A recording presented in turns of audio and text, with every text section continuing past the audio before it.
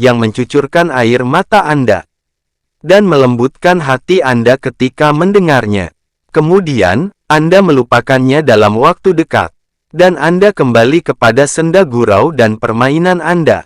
Maka tidaklah ini sedikit pun dari ketakutan. Akan tetapi, orang yang takut akan sesuatu, niscaya ia lari daripadanya.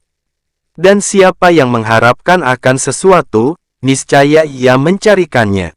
Maka tiadalah yang melepaskan Anda, selain oleh ketakutan, yang mencegah Anda dari perbuatan-perbuatan maksiat kepada Allah Ta'ala. Dan yang menggerakkan Anda kepada mentaatinya. Yang lebih jauh dari kehalusan hati wanita, ialah ketakutan orang-orang dungu. Apabila mereka mendengar huru-hara, niscaya mendahuluilah kepada lidah mereka, memohonkan perlindungan Allah. Lalu salah seorang mereka mengucapkan, "Aku meminta tolong pada Allah. Kami berlindung dengan Allah. Ya Allah, ya Tuhan. Selamatkanlah, selamatkanlah." Dan mereka itu bersama yang demikian, berkekalan di atas kemaksiatan-kemaksiatan, yang menjadi sebab kebinasaannya.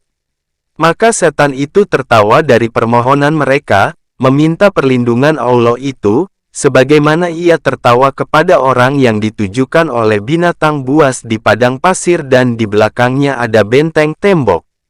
Maka apabila ia melihat gigi binatang buas itu dan runcingnya dari jauh, lalu ia mengucapkan dengan lidahnya, "Aku berlindung dengan benteng yang kokoh ini. Dan aku meminta tolong dengan kekokohan bangunannya dan keteguhan sendi-sendinya." Ia mengucapkan yang demikian dengan lidahnya dan ia tetap duduk pada tempatnya. Seakan-akan yang demikian itu melepaskannya dari binatang buas.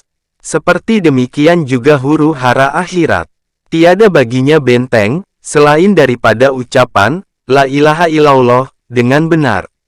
Dan arti benarnya, ialah bahwa tiada baginya yang dimaksudkan, selain Allah Ta'ala dan tiada yang disembahkan, selain Dia. Dan barang siapa mengambil Tuhannya hawa nafsunya, maka dia itu jauh dari kebenaran tentang mengesahkan Allah. Dan halnya itu membahayakan pada dirinya. Jikalau Anda lemah dari yang demikian itu semuanya, maka hendaklah Anda itu mencintai Rasulullah, bersungguh-sungguh mengagumkan sunnahnya, rindu menjaga hati orang-orang solih dari umatnya dan mengambil barakah dengan doa-doa mereka. Maka semoga kiranya Anda memperoleh syafaatnya Nabi atau syafaatnya mereka. Lalu Anda terlepas dengan syafaat itu, walaupun Anda sedikit barang perbekalan. Sifat syafaat. Ketahuilah kiranya, bahwa apabila telah benarlah masuk neraka, kepada beberapa golongan dari orang-orang yang beriman, maka Allah Ta'ala dengan kurnia-Nya menerima pada mereka akan syafaatnya nabi-nabi dan orang-orang sidik. Bahkan juga syafaat para ulama dan orang-orang solih. Dan setiap orang yang baginya pada sisi Allah itu kemegahan dan kebagusan muamalah perniagaan, maka baginya itu syafaat kepada istrinya, kerabatnya, teman-temannya dan orang-orang kenalannya. Maka hendaklah Anda bersungguh-sungguh mengusahakan bagi diri Anda pada mereka itu, akan pangkat kesyafaatan. Dan yang demikian itu, dengan tidak Anda menghinakan sekali-kali akan manusia anak Adam. Bahwa Allah Ta'ala menyembunyikan akan pangkat wali Allah-Nya pada hamba-hambanya. Maka mungkin orang yang dipandang hina oleh mata Anda, bahwa orang itu wali Allah. Dan janganlah sekali-kali Anda memandang kecil akan perbuatan maksiat. Bahwa Allah Ta'ala menyembunyikan kemarahannya pada perbuatan-perbuatan maksiat yang dilakukan terhadapnya. Mungkin kutukan Allah ada padanya. Dan jangan sekali-kali Anda memandang hina akan perbuatan taat. Bahwa Allah Ta'ala menyembunyikan ridanya pada amalan taat kepadanya. Semoga keridaannya itu ada padanya. Walaupun sepatah kata yang baik atau sesuap makanan atau niat yang baik atau yang berlaku seperti yang demikian. Kesaksian-kesaksian syafaat dalam Al-Quran dan hadis-hadis itu banyak. Allah Ta'ala berfirman, "Dan nanti Tuhan engkau akan memberikan kepada engkau, karena itu engkau akan bersenang hati." Surat 93 Ad-Duha ayat 5. Amr bin Al meriwayatkan bahwa Rasulullah membaca perkataan Ibrahim yang tersebut dalam Al-Quran, yaitu, Tuhanku. Sesungguhnya berhala itulah yang menyesatkan kebanyakan manusia, sebab itu, siapa yang mengikuti aku, sudah tentu ia masuk golonganku, dan siapa yang tiada mengikut kepadaku, sesungguhnya engkaulah Maha Pengampun dan Maha Penyayang. Surat 14 Ibrahim ayat 36. Dan perkataan Isa, yaitu, kalau mereka engkau azabkan, maka sesungguhnya mereka itu adalah hamba-hamba engkau. Surat 5 Al-Ma'idah ayat 118. Kemudian, Nabi mengangkatkan kedua tangannya dan mengucapkan, umatku, umatku. Kemudian beliau menangis. Maka Allah Azza wa Jalla berfirman, hai Jibril, pergilah kepada Muhammad, maka tanyalah kepadanya, apakah yang menyebabkan engkau menangis? Maka Jibril datang kepadanya, lalu bertanya kepadanya. Maka Nabi menerangkan kepada Jibril, bahwa Allah itu Maha mengetahui dengan yang demikian. Maka Allah Ta'ala berfirman, hai Jibril, pergilah kepada Muhammad, katakanlah kepadanya, bahwa kami akan meridai engkau pada umat engkau, dan tidak kami berbuat buruk kepada engkau. Nabi bersabda, diberikan kepadaku 5 perkara, yang tidak diberikan kepada seseorang sebelumku. Aku ditolong dengan ketakutan musuh yang jauhnya perjalanan sebulan daripadaku. Dihalalkan baginya harta rampasan perang dan tidak dihalalkan bagi seseorang sebelumku. Dijadikan bagiku bumi itu tempat sujud dan tanahnya dapat menyucikan buat bertayamum. Maka siapapun dari umatku, yang telah sampai waktu salat, maka hendaklah ia mengerjakan salat. Diberikan kepadaku bersyafaat dan setiap nabi itu dibangkitkan kepada kaumnya khususnya dan dibangkitkan aku kepada manusia seluruhnya. Nabi bersabda, adalah pada hari kiamat, aku itu imam para nabi, khatib mereka dan yang mempunyai syafaat mereka, dengan tiada sombong. Nabi bersabda, aku itu penghulu anak Adam dan tiada sombong. Aku adalah orang pertama yang terbelahlah bumi daripadanya. Aku adalah yang pertama memberi syafaat dan yang pertama-tama diminta memberi syafaat. Di tanganku bendera pujian Liwa'ul Hamdi, yang di bawahnya Adam, lalu orang yang kurang daripadanya. Nabi bersabda, bagi setiap nabi itu doa yang mustajab. Maka aku berkehendak menyembunyikan doaku, untuk syafaat bagi umatku pada hari kiamat. Ibnu Abbas berkata, Rasulullah bersabda, didirikan bagi para nabi beberapa mimbar dari emas. Lalu mereka itu duduk padanya. Dan tinggallah mimbarku. Aku tiada duduk padanya, akan tetapi berdiri di hadapan Tuhanku, dengan tegak lurus. Karena takut, bahwa dibawa aku ke sorga dan tinggallah umatku sesudahku. Maka aku mengatakan, hai Tuhanku, umatku. Maka Allah Azza wa Jalla berfirman, hai Muhammad, apakah yang engkau kehendaki aku berbuat dengan umat engkau? Lalu aku menjawab, hai Tuhanku, segerakanlah perhitungan amal mereka, al-hisab. Maka senantiasalah aku bersyafaat, sehingga aku diberikan suratan pengakuan, sikak dengan orang-orang yang telah dibawa ke neraka. Sehingga malaikat Malik penjaga neraka mengatakan, hai Muhammad, tidak ditinggalkan oleh neraka karena amarah Tuhan engkau pada umat engkau dari kesiksaan. Nabi bersabda, sesungguhnya aku memberi syafaat pada hari kiamat, untuk yang lebih banyak dari apa, yang di atas permukaan bumi, dari batu dan lumpur. Abu Hurairah berkata, dibawa orang kepada Rasulullah daging. Lalu beliau mengangkatkan kepada daging itu lengannya. Lalu beliau menggigit daging itu dengan gigi depannya sekali gigit. Kemudian bersabda, aku itu penghulu segala rasul pada hari kiamat. Adakah kamu tahu, dari apa yang demikian itu?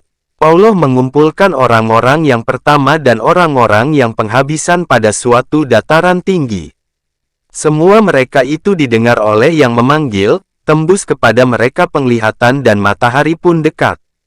Maka sampailah manusia dari kesusahan dan kesempitan, yang tidak sanggup mereka menanggungnya. Dan mereka tidak dapat menanggung lagi. Lalu berkatalah manusia, sebahagian mereka kepada sebahagian yang lain, apakah tidak kamu melihat apa yang telah sampai kepada kamu? Adakah tidak kamu melihat, siapakah yang akan memberi syafaat bagi kamu pada Tuhanmu? Lalu sebahagian manusia mengatakan kepada sebahagian, haruslah kamu dengan Adam. Lalu mereka datang kepada Nabi Adam. Maka mereka mengatakan kepadanya, engkau bapa manusia. Allah menciptakan engkau dengan tangannya. Ia menghembuskan pada engkau ruhnya. Dan ia menyuruh malaikat, maka mereka itu sujud kepada engkau. Berilah syafaat kepada kami pada Tuhan engkau. Tidakkah engkau melihat apa yang kami padanya? Apakah tidak engkau melihat apa yang telah sampai kepada kami? Maka Adam berkata kepada mereka, bahwa Tuhanku marah pada hari ini, dengan kemarahan yang belum pernah ada seperti itu sebelumnya. Dan ia tiada akan marah seperti itu sesudahnya. Ia telah melarang aku dari pohon kayu itu. Lalu aku mendurhakainya, diriku. Pergilah kepada yang lain dari aku. Pergilah kepada Nuh.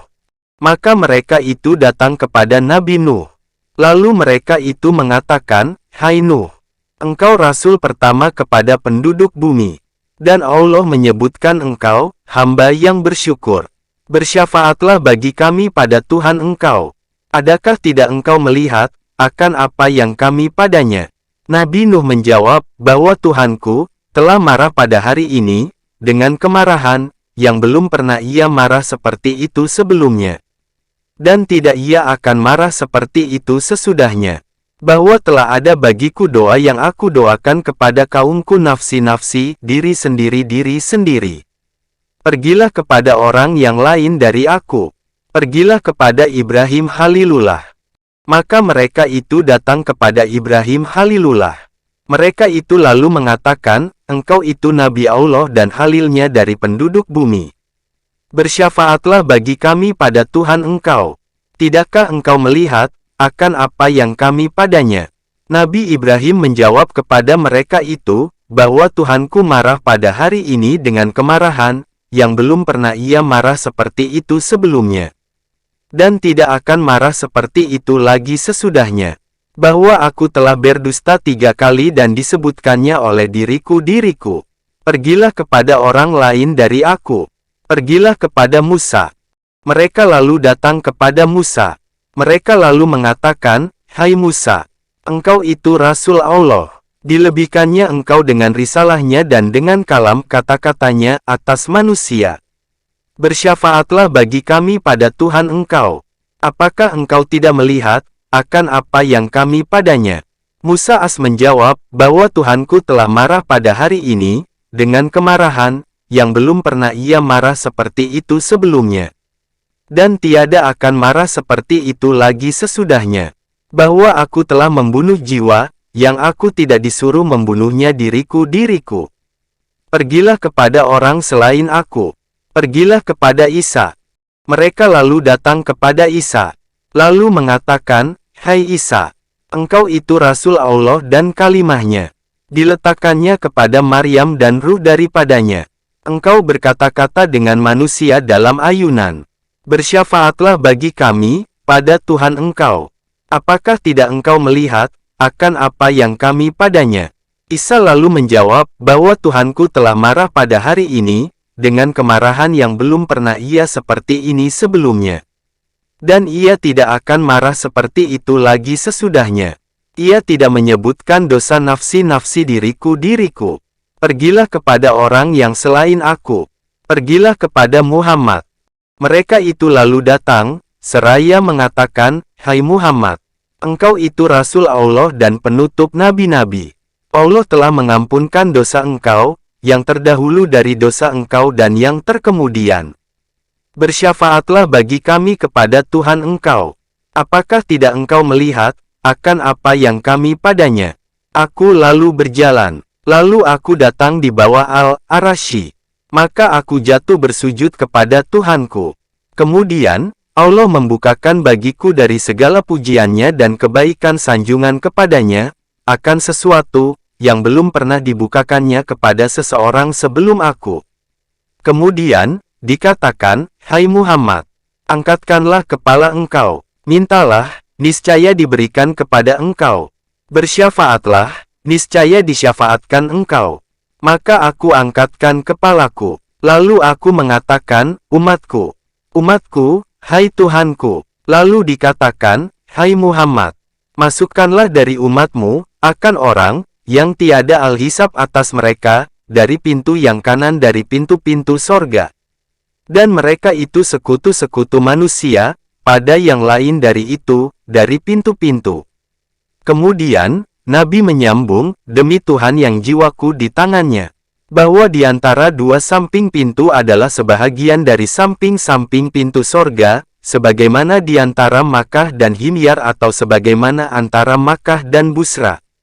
Pada hadits yang lain, yang itu benar tujuannya, serta disebutkan kesalahan-kesalahan Ibrahim. Yaitu, ucapannya pada bintang-bintang, ini Tuhanku. Dan ucapannya kepada Tuhan-Tuhan mereka, tetapi, itu dikerjakan oleh yang besar ini dari mereka. Dan ucapannya, sesungguhnya aku sakit.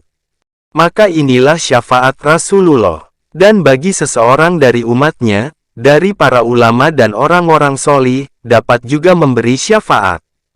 Sehingga Rasulullah bersabda, akan masuk sorga dengan syafaat seseorang dari umatku, lebih banyak dari suku Rabiah dan suku Mutlar.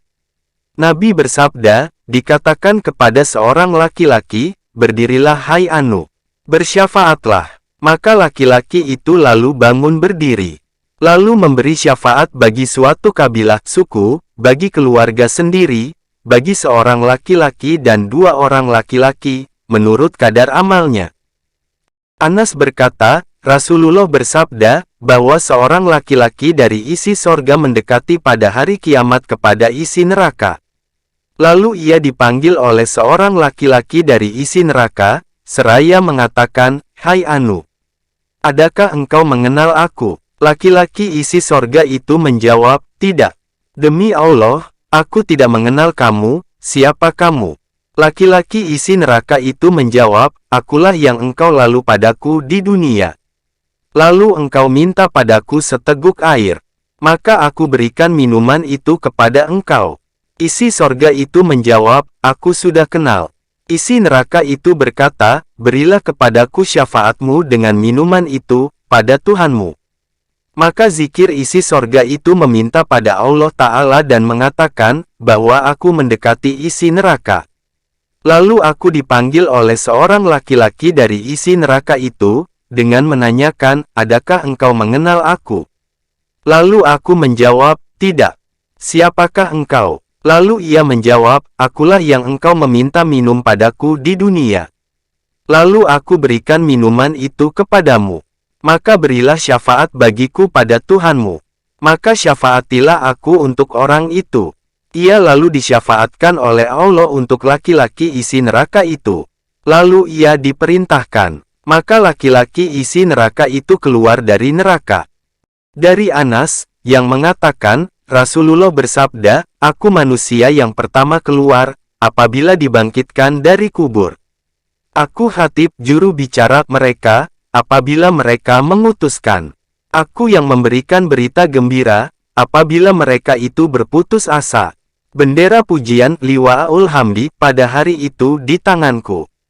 Aku yang termulia anak Adam pada Tuhanku, dan tidak sombong. Rasulullah bersabda, bahwa aku berdiri di hadapan Tuhanku, Azza wa Jalla. Maka aku dipakaikan pakaian dari pakaian sorga. Kemudian, aku berdiri dari kanan Al-Arasy. Tiada seorang pun dari makhluk yang berdiri pada tempat berdiri itu, selain aku. Ibnu Abbas berkata, duduklah orang-orang dari para sahabat Rasulullah menunggu beliau. Lalu beliau keluar ke tempat itu. Sehingga apabila beliau telah mendekati mereka, lalu beliau mendengar bermuzakarah bertukar pikiran. Beliau mendengar pembicaraan mereka. Sebahagian mereka lalu mengatakan, mengherankan, bahwa Allah, Azza wa Jalla mengambil dari makhluknya akan Khalil teman. Ia mengambil Ibrahim menjadi Khalil. Yang lain berkata, apakah yang lebih menakjubkan dari perkataan Musa, yang ia berkata-kata dengan Allah akan perkataan. Yang lain berkata, maka Isa itu kalimah Allah dan ruhnya. Yang lain berkata, Adam itu dipilih oleh Allah. Nabi lalu keluar kepada mereka dan memberi salam, seraya bersabda, aku telah mendengar perkataan kamu dan keherananmu, bahwa Ibrahim itu Khalil Allah. Dan itu memang seperti yang demikian. Musa yang dilepaskan oleh Allah, Najiyullah. Dan itu memang seperti yang demikian. Isa ruh Allah dan kalimahnya. Dan itu memang seperti yang demikian. Dan Adam itu dipilih oleh Allah. Dan itu memang seperti yang demikian. Ketahuilah dan aku itu kekasih Habib Allah. Dan tidak sombong. Aku itu pembawa bendera pujian Liwa'ul Hamdi pada hari kiamat. Dan tidak sombong. Aku itu yang pertama yang memberi syafaat dan yang pertama yang disyafaati pada hari kiamat. Dan tidak sombong, aku itu orang pertama yang menggerak-gerakkan tali sorga. Lalu Allah membukakan bagiku, maka aku masuk ke dalamnya. Dan bersama aku itu orang-orang mukmin yang fakir. Dan tiada sombong. Dan akulah yang termulia bagi orang-orang yang pertama dan yang akhir. Dan tidak sombong. Sifat Al-Haudal Kolam. Ketahuilah kiranya, bahwa Al-Haudal itu kemuliaan besar, yang dikhususkan oleh Allah kepada Nabi kita. Telah lengkaplah hadits pada menyifatkannya. Dan kami mengharap, bahwa Allah Ta'ala menganugerahkan kepada kita mengetahuinya di dunia dan merasakannya di akhirat. Maka sebahagian dari sifat-sifatnya, ialah bahwa barang siapa meminum air Al-Haudal itu, tiada akan haus untuk selama-lamanya. Anas berkata, Rasulullah tidur atas tikar jerami. Lalu beliau mengangkatkan kepalanya dengan tersenyum. Anas bertanya, wahai Rasulullah, mengapa engkau tertawa? Rasulullah lalu menjawab, ayat yang diturunkan kepadaku tadi. Dan beliau bacakan, dengan nama Allah yang Maha Pemurah dan Maha Penyayang. Sesungguhnya kami memberikan kepada engkau Al-Kausar. Sebab itu sembahlah Tuhan engkau dan berkorbanlah. Sesungguhnya orang-orang yang membencimu dialah yang terputus dari rahmat Allah. Surat 108 Al-Kausar ayat 1, 2, 3. Kemudian, beliau bertanya, adakah engkau tahu, apakah Al-Kausar itu? Mereka itu menjawab, Allah dan Rasul-Nya yang lebih tahu. Nabi bersabda, bahwa Al-Kausar itu suatu sungai, yang dijanjikan kepadaku oleh Tuhanku, Azza wa Jalla dalam sorga. Pada sungai itu banyak kebajikan. Di atasnya sebuah kolam Al-Haudal, yang akan datang umatku kepadanya. Bejananya itu sebanyak bilangan bintang di langit. Anas berkata, Rasulullah bersabda, sewaktu aku berjalan dalam sorga, tiba-tiba bertemu dengan sebuah sungai. Kedua tepinya itu beratap bulat dari permata berlobang. Aku bertanya, apakah ini, hai Jibril? Jibril menjawab, inilah Al-Kausar yang diberikan kepada engkau oleh Tuhan engkau. Lalu malaikat menepukkan dengan tangannya. Tiba-tiba tanahnya kesturi yang harum baunya. Anas berkata, adalah Rasulullah bersabda, di antara dua tepi kolamku itu seperti di antara Madinah dan Sana atau seperti di antara Madinah dan Aman. Diriwayatkan Ibnu Umar, bahwa tatkala turun firman Allah Ta'ala, sesungguhnya kami memberikan kepada engkau Al-Kausar. Surat 108 Al-Kausar ayat 1. Maka Rasulullah bersabda, Al-Kausar itu sebuah sungai dalam sorga. Kedua tepinya dari emas. Minumannya sangat putih dari susu, lebih manis dari madu dan lebih harum baunya dari kesturi. Ia mengalir atas batu besar dari mutiara dan permata-permata kecil. Berkata Sauban bekas budak Rasulullah, Rasulullah bersabda, bahwa kolamku itu diantara Adan ke Aman al-Balka. Airnya sangat putih dari susu dan lebih manis dari madu. Gelas minumnya menurut bilangan bintang di langit. Siapa yang meminum daripadanya sekali minum, niscaya tidak akan haus lagi sesudah itu untuk selama-lamanya. Orang yang pertama datang kepadanya itu, ialah orang-orang muhajirin yang miskin. Umar bin Al-Khattab lalu bertanya, siapakah mereka itu, wahai Rasulullah? Beliau menjawab, mereka itu ialah orang-orang yang kusut rambutnya, kotor kainnya, yang tiada mengawini dengan wanita-wanita yang dinikmati dan tiada dibukakan bagi mereka itu pintu-pintu yang terkunci. Umar bin Abdul Aziz berkata, demi Allah, aku telah mengawini wanita-wanita yang dinikmati, yaitu Fatimah binti Abdul Malik. Dan telah dibukakan bagiku pintu-pintu yang terkunci. Kecuali, bahwa Allah merahmati aku, tidak pelak lagi, bahwa aku tidak meminyaki rambutku, sehingga ia kusut. Tidak aku cucikan kainku yang atas tubuhku, sehingga ia kotor. Dari Abi Dzar, yang mengatakan, aku bertanya, wahai Rasulullah, apakah bejananya kolam itu? Nabi menjawab, demi Tuhan, yang nyawa Muhammad di tangannya. Sungguh bejana-bejananya itu lebih banyak dari bilangan bintang tetap di langit dan bintang beredar, pada malam yang gelap dan bersih. Siapa yang meminum daripadanya, niscaya tiada akan haus lagi. Pada ujungnya mengalir dua pancuran air dari sorga. Lebarnya seperti panjangnya, yaitu, sebagai antara, Aman dan Ailah nama negeri. Airnya sangat putih dari susu dan lebih manis dari madu. Dari Samrah yang mengatakan, Rasulullah bersabda, bahwa masing-masing nabi itu mempunyai kolam. Mereka itu bangga membanggakan, manakah yang lebih banyak orang datang. Dan aku mengharap, bahwa adalah aku yang terbanyak orang datang.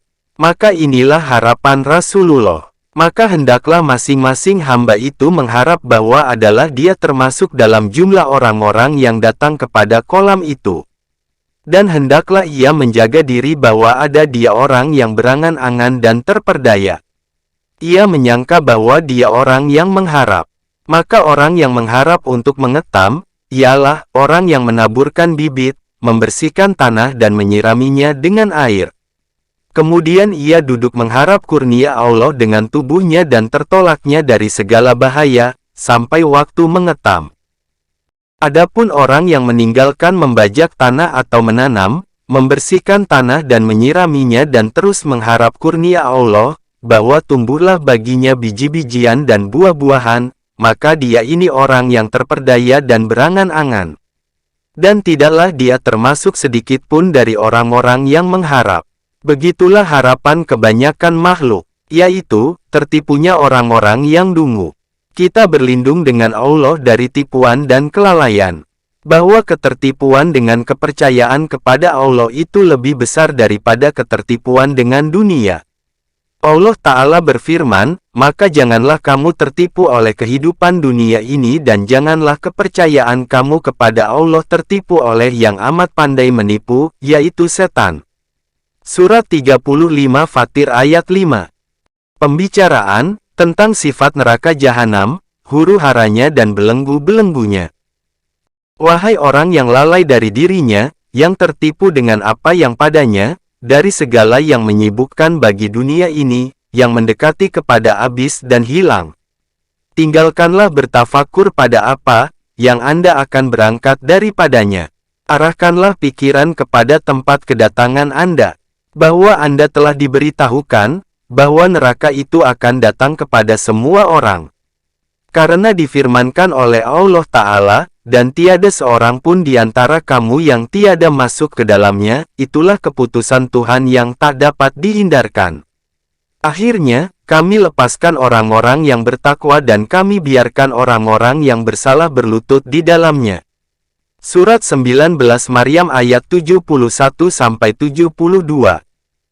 Maka Anda itu termasuk orang yang datang dengan yakin dan termasuk orang yang lepas dengan ragu. Maka tanamkanlah rasa dalam hati Anda akan huru-haranya tempat kedatangan itu. Semoga Anda menyiapkan diri untuk kelepasan daripadanya.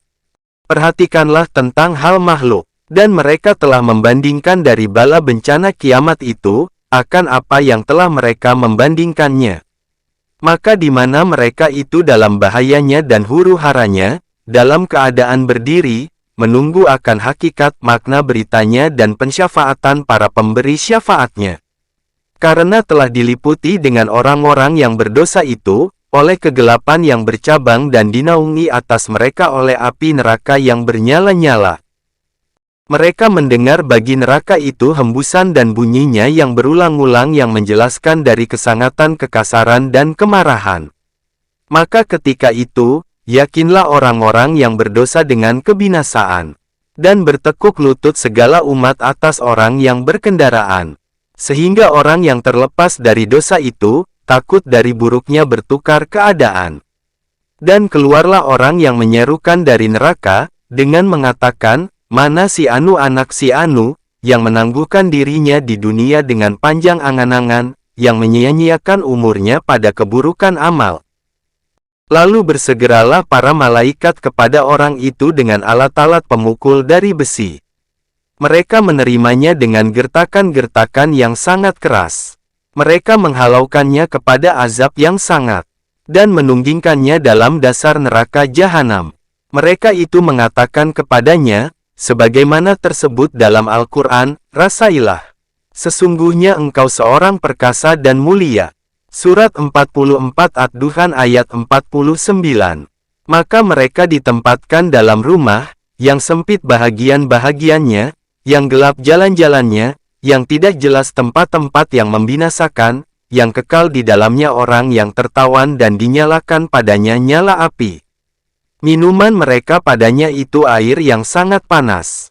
Tempat ketetapan mereka itu api yang besar nyalanya. Penjaga-penjaga neraka itu menahan mereka. Lobang yang dalam itu mengumpulkan mereka. Angan-angan mereka padanya itu kebinasaan. Dan tidaklah mereka itu terlepas daripadanya. Telah bersangatanlah tapak kaki mereka itu ke ubun-ubun. Dan menghitamlah muka mereka dari kegelapan perbuatan maksiat. Mereka itu dipanggilkan dari sebelah mereka. Mereka itu memekik pada segala sudut dan tepinya. Hai Malik, nama malaikat penjaga neraka. Telah berhaklah atas kami janji siksaan. Hai Malik, telah beratlah atas kami oleh besi. Hai Malik, telah hancurlah dari kami kulit. Hai Malik, keluarkanlah kami daripadanya. Sesungguhnya kami tiada akan kembali. Lalu malaikat penjaga neraka itu menjawab, pelan-pelanlah. Mendekatilah masa aman, dan tiada keluar bagi kamu dari negeri kehinaan, maka mengelak dirilah padanya dan tidaklah kamu berkata-kata. Jikalau kamu dikeluarkan daripadanya, niscaya adalah kamu itu kembali kepada yang dilarangkan. Maka ketika itu, mereka itu berputus asa. Mereka itu merasa menyesal atas yang mereka kerjakan dengan melampaui batas pada sisi Allah. Mereka itu tiada dilepaskan oleh penyesalan dan tiada memadai oleh kesedihan. Akan tetapi, mereka itu menelungkup atas mukanya yang dirantaikan. Api neraka dari atas mereka. Api neraka dari bawah mereka. Api neraka dari kanan mereka. Dan api neraka dari kiri mereka. Maka mereka itu tenggelam dalam neraka. Makanan mereka itu api. Minuman mereka itu api. Pakaian mereka itu api. Tempat tidur mereka itu api. Maka mereka itu diantara baju-baju sempit dari api neraka, pakaiannya terbuat dari aspal, pukulan besi-besi dan beratnya rantai-rantai.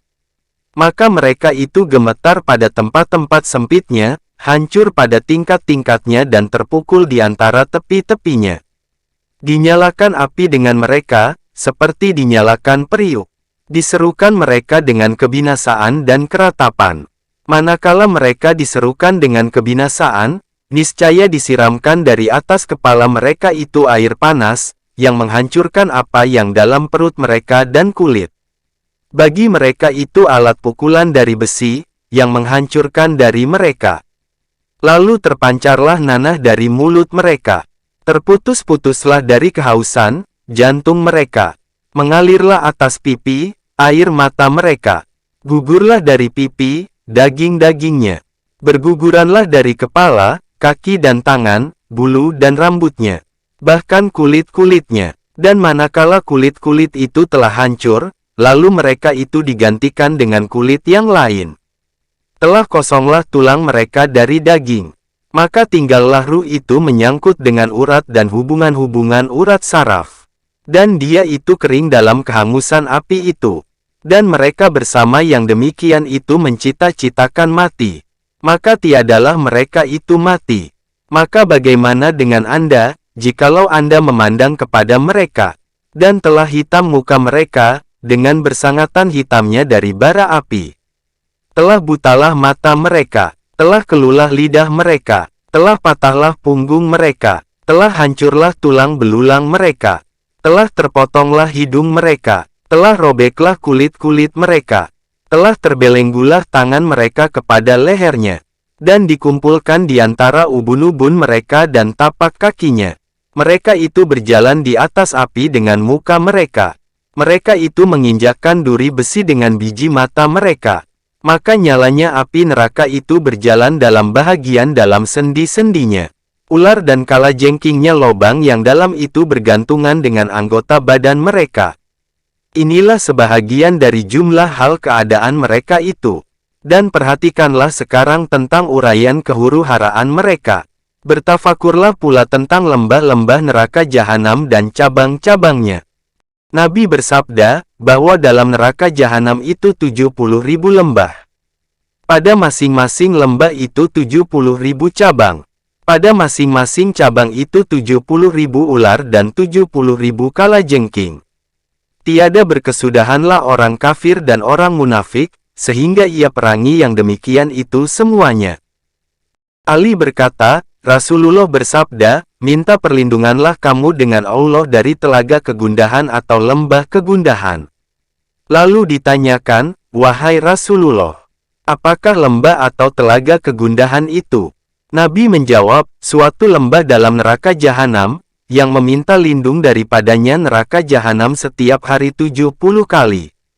Disediakan oleh Allah Ta'ala untuk kori yang ria. Maka inilah luasnya neraka jahanam dan percabangan lembah-lembahnya. Yaitu, menurut bilangan lembah-lembah dunia dan nafsu syahwatnya. Dan bilangan pintu-pintunya menurut bilangan anggota badan yang 7, yang dengan anggota badan itu, hamba berbuat maksiat. Sebahagian neraka itu di atas sebahagian yang lain. Yang tertinggi, ialah namanya Jahanam. Kemudian Sakar. Kemudian Lada. Kemudian Al-Hutamah. Kemudian As-Sair. Kemudian, Al-Jahim. Kemudian Al-Hawiyah. Maka perhatikanlah sekarang tentang dalamnya Al-Hawiyah. Sesungguhnya tiada batas bagi dalamnya itu. Sebagaimana tiada batas bagi dalamnya nafsu syahwat dunia. Maka sebagaimana tiada berkesudahan suatu maksud dari dunia, selain kepada suatu maksud yang lebih besar daripadanya.